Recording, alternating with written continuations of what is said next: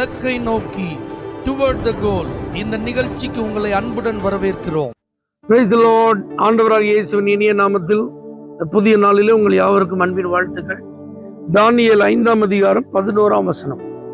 அவனுக்குள் பரிசுத்த தேவர்களுடைய ஆவி இருக்கிறது. தானியேலை குறித்து சொல்லப்பட்ட ஒரு சாட்சி. இப்ப நமக்கு புரியுற மாதிரி சொன்னா, பரிசுத்த ஆவி அவனுக்குள்ள என்ன செய்யுது? இருக்கிறார். இப்ப பரிசுத்த ஆவி யாருக்குள்ள இருப்பார் அப்படின்னு பார்த்தா, யார் பரிசுத்தமா இருக்கிறாங்களோ அவர்களுக்குள்ள கண்டிப்பா அவர் தங்கி இருந்து அவர்களை ஆளுகை செய்வார். இந்த பரிசுத்த தேவர்களின் ஆவி அவனுக்குள்ள இருந்ததுனால அவனுக்குள்ள ஒரு விசேஷித்த ஞானம் இருந்தது, விவேகம் இருந்தது, மறைக்கப்பட்டவைகள் அவனுக்கு வெளியாக்கப்பட்டது. யாருக்குமே புரியாத, எவராலும் விளங்கி கொள்ள முடியாத, யாருக்குமே அறிவிக்கப்படாத அநேக காரியங்கள் அவனுக்கு மிக தெளிவாக ஆண்டவரால் வெளிப்படுத்தப்பட்டது. இந்த கிருபைக்கெல்லாம் காரணம் அவனுக்குள் வாசம் பண்ணின பரிசுத்த ஆவி. எனக்கு கிருபை வேணும், எனக்கு வரம் வேணும், எனக்கு வல்லமை வேணும், எனக்கு ஞானம் வேணும், எனக்கு வெளிப்பாடு வேணும், எனக்கு நல்ல தரிசனம் வேணும், மறைவாக்கப்பட்டதெல்லாம் நான் அறிந்து கொள்ளணும். இப்பெல்லாம் இன்னைக்கு நம்ம எல்லாருக்குமே ஆவல் இருக்கிறது. அப்ப யாருக்குள்ள இந்த பரிசுத்த ஆவியானவர் தங்கி இருக்கிறாரோ அவர்களை அந்த சூழ்நிலைக்கு ஏற்றார் போல அவர்களை எந்த விதத்தில் பயன்படுத்த வேண்டுமோ அந்த விதத்துல பயன்படுத்துகிறார்.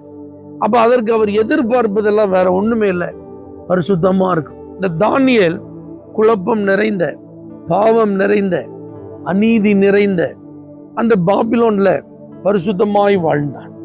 தன்னை எதுவும் தீட்டுப்படுத்தி விடக்கூடாது, தன்னுடைய ஆத்மா எதன் மூலமாகவும் கரைப்பட்டு விடக்கூடாது என்பதுல மிக கவனமாய் இந்த தானியேல் இருந்ததை இந்த வேத புத்தகத்திலிருந்து நாம் அறிந்து கொள்ளலாம்.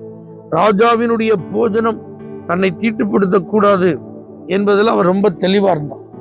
அது மாத்திரமல்லாமல் அவனுக்கு கொடுக்கப்பட்ட அந்த பொறுப்புல ஒருவரும் அவனை குற்றம் கண்டுபிடிக்க முடியாதபடிக்கு உண்மையும் நேர்மையுமாய் பணி செய்தான். அப்ப வெளியரங்கமான வாழ்விலும் அந்தரங்கமான வாழ்விலும் இந்த தானியேல் பரிசுத்தமாய் வாழ்ந்ததுனாலதான் யாருக்குமே இல்லாத ஒரு விசேஷித்த கிருபையை அந்த நாட்களிலே அவனுக்கு கொடுத்திருந்தான். அப்ப இன்னைக்கும் இந்த வார்த்தையை கேட்டுக்கொண்டிருக்கிற தேவ பிள்ளைகளே, விசுவாச பிள்ளைகளே, ஊழியர்களே, நாம் ஆண்டவர்கிட்ட இந்த கிருபைகளை கேட்பது ஒரு புறம் இருந்தாலும் இன்னைக்கு நம்முடைய வெளியரங்கமான வாழ்வும் அந்தரங்கமான வாழ்வும் பரிசுத்தமா இருக்கிறதா? கர்த்தருக்கு முன்பாகவும் மனிதர்களுக்கு முன்பாகவும் குற்றம் சாட்டப்படாத ஒரு உத்தமமான நிலையில நாம இருக்கிறோமா? இதுதான் இன்னைக்கு ரொம்ப முக்கியம்.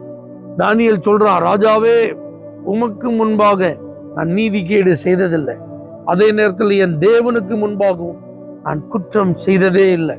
அப்ப எவ்வளவு தைரியமான ஒரு ஸ்டேட்மெண்ட் பாருங்க. இந்த ஸ்தானத்துல நம்ம நின்னோம் அப்படின்னா நம்மை குறித்தும் சொல்லப்படும், இவர்களுக்குள் பரிசுத்த தேவர்களுடைய ஆவி இருக்கிறது. பரிசுத்தமா இருப்போம், பரிசுத்த ஆவியின் வல்லமையினால் நிரப்பப்படுவோம், பரிசுத்த ஆவியின் மூலமாய் வெளிப்படுகிற வரங்களின் மூலமாய் பயனுள்ள பாத்திரங்களாய் வாழ்வோம். தேவனே, தானியேலை போல பரிசுத்தமாய் வாழ்ந்து உம்முடைய நாமத்தை மகிமைப்படுத்த கிருபைத்தார். இயேசுவின் நாமத்தில் பிதாவே, ஆமென்.